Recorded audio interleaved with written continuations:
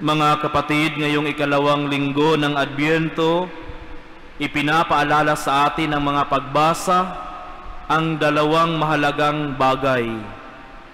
Una, ang pag-asa at paghahanda. Pag-asa na may bagong simula. Kaya sa unang pagbasa natin, sinabi ni Propeta Isaías na mula sa ugat ni Jesse ay uusbong ang isang usbong na bago. Ito ay larawan ng Panginoong darating.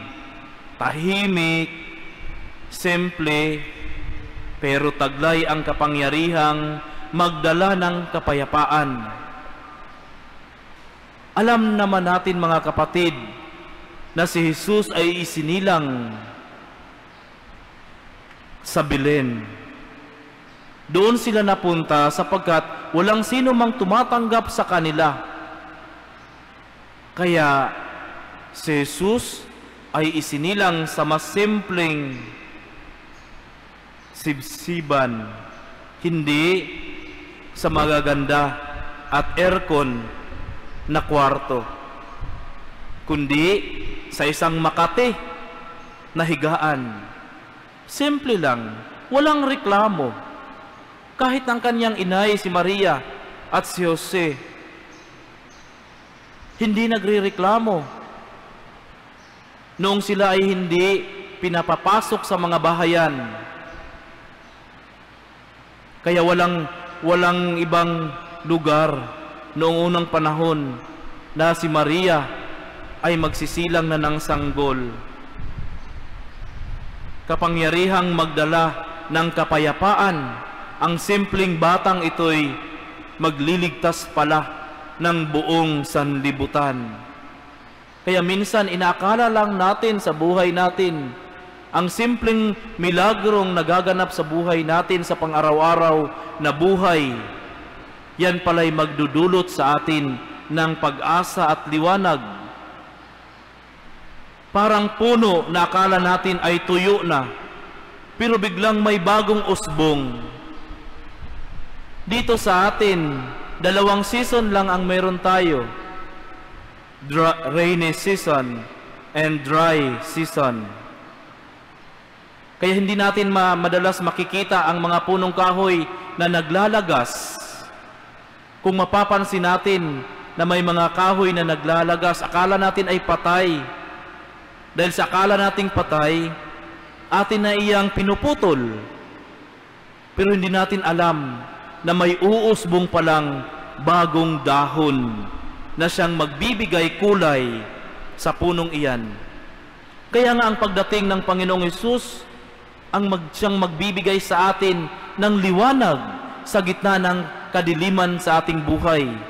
Marami na tayong pinagdaraanan, kalamidad, korupsyon, kahirapan sa buhay, problema sa ating pamilya.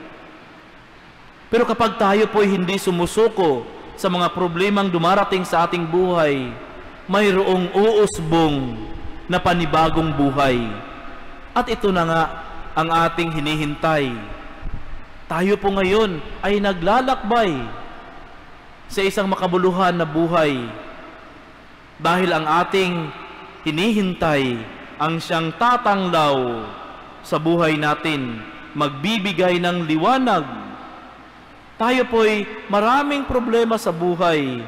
Minsan napapagod, pagkakasala, o hidwaan sa pamilya o komunidad. Pero sinasabi ng Diyos, may bago pa ring simula. Hindi pa huli, hindi pa tapos, may uusbong muli. Pangalawa, si Jesus ang hari na may malasakit. Nakipamuhay siya bilang tao sa atin. Hindi niya pinili na isilang doon sa sinasabi kong aircon na kwarto. Mas pinili niyang simpleng buhay upang ating mararanasan ang pagpapakumbaba ng Diyos. Mabubuhay siyang marangal at sasagana kailanman. Tutulungan niya ang mahihirap at inaapi Yun po ang kaniyang pagparito sa atin upang hanapin ang mga taong nahihirapan sa buhay, upang hanapin ang mga taong nagkakasala, sapagkat sinabi niya, hindi ako pumarito para sa mga matuwid. Pumarito ako para sa mga makasalanan. Nakakalungkot nga lang dahil mayroon pang iba sa atin na umaangkin na sila ay matuwid. Mga kapatid nating hindi mga Katoliko, inaangkin na sila lamang ang maliligtas sapagkat sila lamang ang sumusunod sa banal na kasulatan. At ang mga Katoliko'y mapupunta sa dagat-dagatang apoy. Yan yung lagi nilang pinapangaral. Tinatakot ang mga tao. Diyos lamang ang makapaghuhusga sa atin. Kaya ang sabi ng Panginoon, hindi ako pumarito para sa mga matuwid. Pumarito ako para sa mga mahihina, para sa mga makasalanan. Mas pinili pa nga ni Jesus na kumain kasama ang mga makasalanan kaysa sa mga taong matuwid. Kaya mga kapatid, ito pong linggong ito'y isang napakaganda at mahalagang saysay ng ating buhay, sapagkat ang pagparito ng Panginoon ay may dalang liwanag na siyang tatanglaw sa buhay natin. Kung minsan mas inuna natin ang mga bagay na magpapalakas ng ating imahe o kapangyarihan, pero si Jesus, ang tunay nating hari, ay bumaba para maglingkod, hindi para paglingkuran. Ang kaniyang trono ay krus, at ang kaniyang korona ay hindi ginto, koronang tinik. Yan pong haring nagmamahal, handang mag-alay ng buhay, at handang magbigay ng pag-asa para sa bawat isa sa atin. Kaya nga tayo po inanyayahan na magkaisa at pagtanggap sa isa't isa. Tanggapin natin ang kahinaan ng bawat isa sa atin. Kung atin iyang ginagawa, para na din nating tinatanggap si Jesus sa buhay natin. At sabi ni San Pablo sa Roma, tanggapin ninyo ang isa't isa tulad ng pagtanggap ni Kristo sa inyo. Kaya mga kapatid, ang Adbyento ngayon, panahon ng pagdating ng Panginoon. Pero paano siya darating sa puso natin kung puno ito ng galit, tampo o selos? Baka ngayong linggong ito ang ihihingi natin sa Panginoon. Magpatawad, makipag-ayos, magpapakumbaba, magbigay ng maliit na pag-asa sa taong hirap na hirap. Ito ang tunay na paghahandang gusto ni Jesus. Kaya muli sa kanyang darating na kapanganakan, i-celebrate natin ang kanyang kapanganakan o birthday nang may galak, puno ng saya ang mga puso natin. Maghanda ng simple.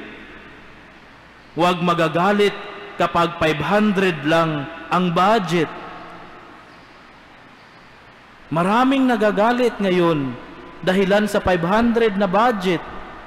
Tama nga din naman na tayo'y babudgetan lang ng 500 upang hindi tayo kumakain ng marami. Hindi tayo mag-aambisyon na magkaroon ng lechon baboy. Ang 500, enough na sana para makabili ng lechon manok sa 4 na membro ng pamilya. Di mas ligtas pa ang bawat isa. Bakit? Dahil kapag tayo po'y nasubrahan sa pagkain ngayong kanyang kaarawan ng Panginoong Hesus, pumapasok ang maraming sakit. Pagkatapos ng Pasko, January, isinugod ka na sa ospital. At sino ang sinisisi natin? Dahil sa Pasko. Bakit? Kumakain ng marami. Tumataas ang kolesterol. Kaya hindi ba kung ating pag-iisipan, mas tama nga din naman, mag-budget lang ng tama, huwag sobra-sobra. Minsan, ako po'y nagagalit doon nung unang pumutok ang budget na 500. Paano ba yan babudgetin? Sa 12 magkakapatid kami. Pero noon hindi naman namin yan pinoproblema, kahit na kami marami sa aming pamilya. Kung ano lang ang naihanda ng nanay sa hapag, ay masaya na kami noon. Walang reklamo. Pero bakit ngayon, umusbong ang 500 na budget? Parang umuusbong din ang ating galit. Bakit ganyan? Bakit ganyan? Pero kung ating pag-iisipang mabuti, mayroong wisdom doon. Magbabudget ng tama sa Kapaskuhan. Hindi importante ang malaking selebrasyon.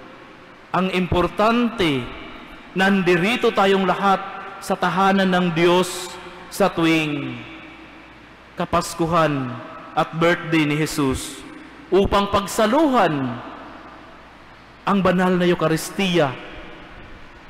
Si Jesus ang importante. Magsama-sama tayong magpamilya dito sa simbahan.